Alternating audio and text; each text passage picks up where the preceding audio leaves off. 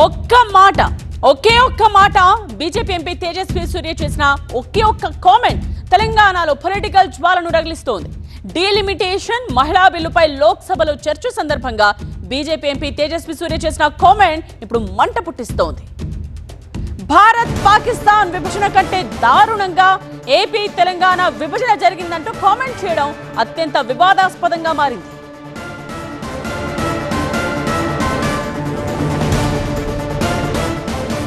is in power and Bharatiya Janata Party led government will do the delimitation, because if you remember the way the Congress party, the UPA, divided the two undivided Andhra Pradesh into AP and Telangana, it was done in the partition of AP and Telangana was done in a worse fashion than the British did the partition of India and Pakistan. This is the kind of legacy they have, Adhyaksha. లోక్సభలో తేజస్వి సూర్య చేసిన వ్యాఖ్యలపై తెలంగాణ రాజకీయం భగ్గుమంటోంది. తెలంగాణ ఏర్పాటును పాక్తో పోల్చడం ఏమాత్రం సరికాదంటోంది BRS. Telangana ప్రజల ఆత్మగౌరవాన్ని అవమానించేలా మాట్లాడిన తేజస్వి సూర్య వెంటనే క్షమాపణలు చెప్పాలంటూ హరీష్ రావు డిమాండ్ చేశారు. రాజకీయ లాభాల కోసం విభేదాలు సృష్టిస్తున్నారంటూ మండిపడ్డారు. దశాబ్దాల పాటు సాగిన ప్రజాస్వామ్య పోరాటాన్ని, అమరవీరుల త్యాగాలను అవమానించారంటూ ఎక్స్ వేదికగా ట్వీట్ చేశారు హరీష్ రావు.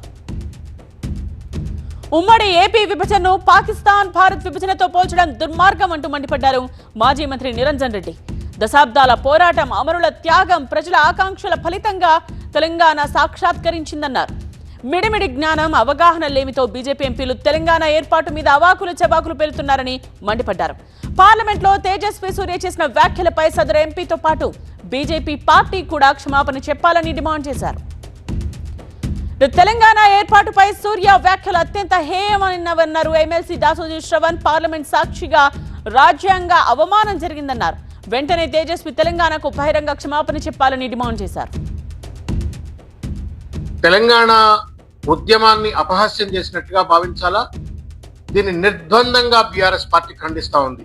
భారతీయ జనతా పార్టీకి ఏమాత్రమైన రాజ్యాంగం పైన, ప్రజాస్వామ్య స్ఫూర్తి పైన, తెలంగాణ ఉద్యమం పైన ఒకవేళ కనుక గౌరవం ఉన్నట్టయితే వెంటనే తేజస్వి సూర్యను పార్లమెంట్ నుండి సస్పెండ్ చేయాలి. And BJP should make sure that Tejasvi Surya tenders an unconditional apology to the people of Telangana and also to the parliament.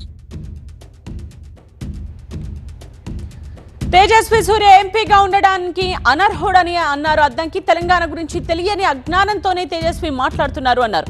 బీజేపీలో నేతల బానిస మనస్తత్వానికి తేజస్వి మాటలే ఉదాహరణ అన్నారు అద్దంకి.